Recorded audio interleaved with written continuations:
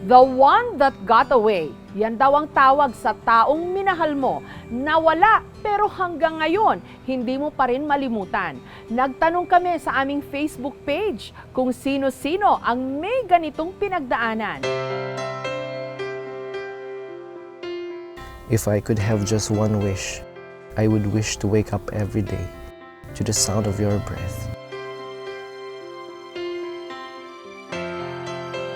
I know it's over, but why do I still go crazy thinking what if we're still together? Ito ang mga katagang ibinubulong na lang ni Jay sa hangin. Gustuhin man daw kasi niyang kalimutan na ang kanyang one great love, patuloy pa rin siyang nakakapit sa mga alaala. Sa mga masasaya, sa mga malulungkot, lahat-lahat. Si Jay kasi umibig at pinakawalan ang taong kanyang pinakaminahal. Ang hindi niya nakatuluyan, si Lovell, ang kanya raw the one who got away.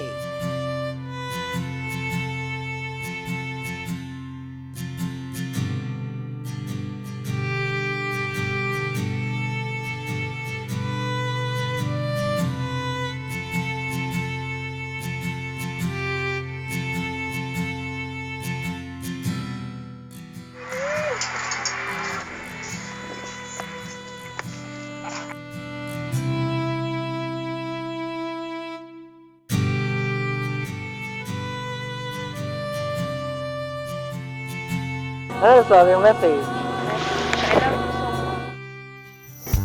Isa lang si Jay sa libo-libong nagkwento at nag-comment sa aming Facebook post kung saan nagtanong kami kung meron ba silang the one who got away. Pero sa kanilang lahat, ang mensaheng ito ni Jay ang pinaka-nakatawag ng aming pansin. Nabasa ko po yung post ninyo. Ako po yung na-feature nyo dati yung Jvel Love Team noong 2012. Naghiwalay na po kami noong January 18, 2014. Matatandaang naitampok na namin dati ang magkasintahang Jay at Lovell, ang online YouTube sensation na mas kilala sa taguring Jvel. Nagkita sina Jay at Lovell sa isang fashion show taong 2012 kung saan photographer si Jay habang nagmo-model naman noon si Lovell. Muli silang nagtagpo sa isang beauty pageant. Doon hindi na raw pinakawalan ni Jay ang dalaga. Kalipas ang ilang buwan, naging sila na.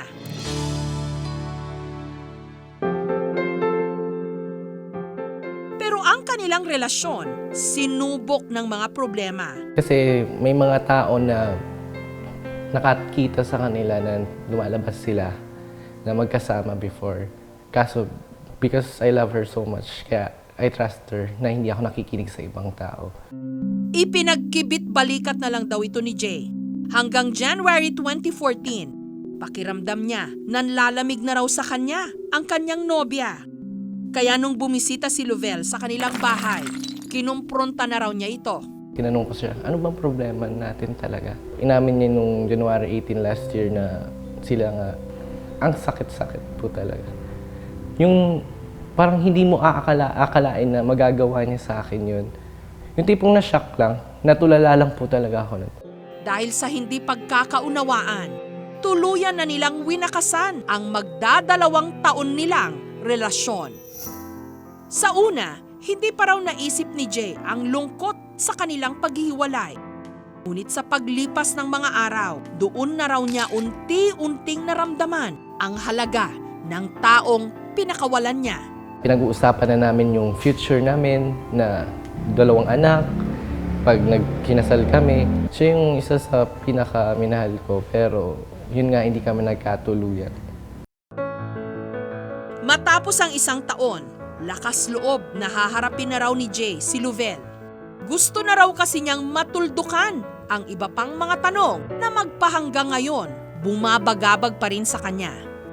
Dito na nga tumalima si Jay sa aming Facebook post at may mensahe siyang gustong iparating kay Lovell. Sana magkita tayo last na kasi gusto ko ng closure para matapos na lahat ng issues natin dalawa.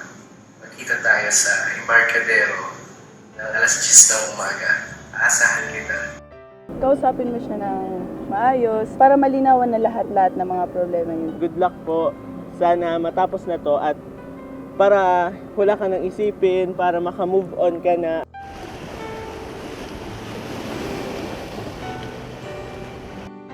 Kinabukasan, naghihintay na si Jay sa sinabi niyang meeting place. Ilang minuto na lang at alas 10 na. Darating naman kaya si Luvel. May mensahe si Jay para sa kanyang dating kasintahan na si Luvel. Sana magkita tayo. Last na. Kasi gusto ko ng closure. Matatanda ang kanilang love story. Minsan na naming itinampok dito. Pero nauwi rin pala ito sa hiwalayan. Sa huling pagkakataon, nais daw ni Jay na makausap si Luvel. Darating kaya ang dati niyang kasintahan. Alas 7 ng umaga, bago ang nakatakdang oras ng pagkikita nila. Saan dito yung bahay ni Lubel Bitara? Sa baba. Gandang umaga po. Alam niyo po yung bahay ni Lubel? Inabutan ng aming team si Luvel na abala sa paghahanda sa pagpasok sa eskwela. Ipinaliwanag niya ang kanyang panig. Totoo ba yung dahilan na pagsiselos niya sa'yo na nagkagusto ka sa iba habang kayo?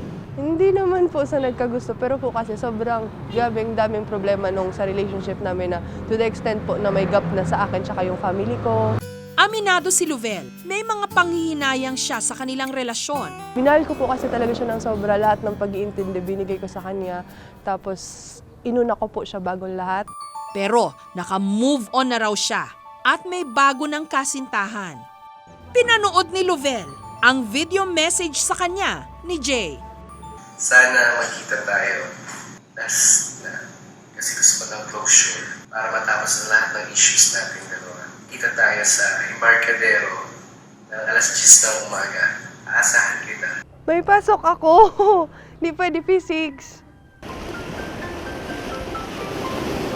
Samantala si Jay naman, dumating sa takdang oras ng kanilang pagkikita. Nagdala pa ng bulaklak. Pinanood naman niya ang video message ni Luvel. Napanood ko yung video na pinost mo sa Facebook, pinakita nila sa akin. Hindi ako makakarating na 10 o'clock kasi may pasok ako. After na lang yun 5, dadating ako. Promise. Pero I'm happy na makakapag-usap ulit kami. Hindi nga raw madaling tanggapin na tapos na ang relasyon. Pero may mga paraan daw para makapagsimulang muli. Kung ano yung nafe-feel mo, nararamdaman mo, let it out, and kung kailangan mo umiyak, iiyak mo siya. Kailangan isulat mo rin siya kung ano yung totoo mong nararamdaman. Pagpatak ng alas 5, Sa babae man, garo yung marinas niya na mahal niya, ay mahal siya kang katong lalaki. Mahal mo sa babae, kita ba?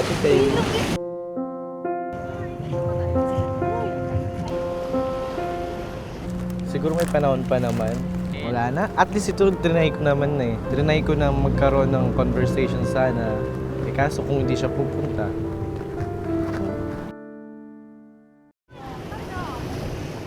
maya-maya pa, dumating na si Luvel. Thank you sa pag-aantay. Pero may kailangan lang po kasi talagang tapusin sa school.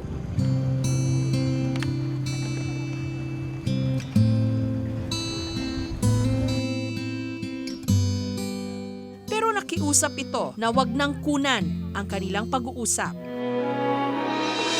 Gusto po kasi namin i-keep the private na lang yung closure. Kung wala na problema, napag-usapan na namin lahat ng and dapat pag-usapan. Never akong nag-curse or nag-hate sa kanya na after ng break-up namin. Kasi alam ko may mali din ako. Natuldukan lahat ng tanong sa isip ko. Mas naging buo na po ako ulit ngayon. Ang masaktan kasama sa pagmamahal, madurog man ang iyong puso. Kailangang buuin ito muli. Itaguyod ang sarili. Huwag hayaang makulong sa mga alaala ng nakaraan. At bigyang puwang ang ibang darating.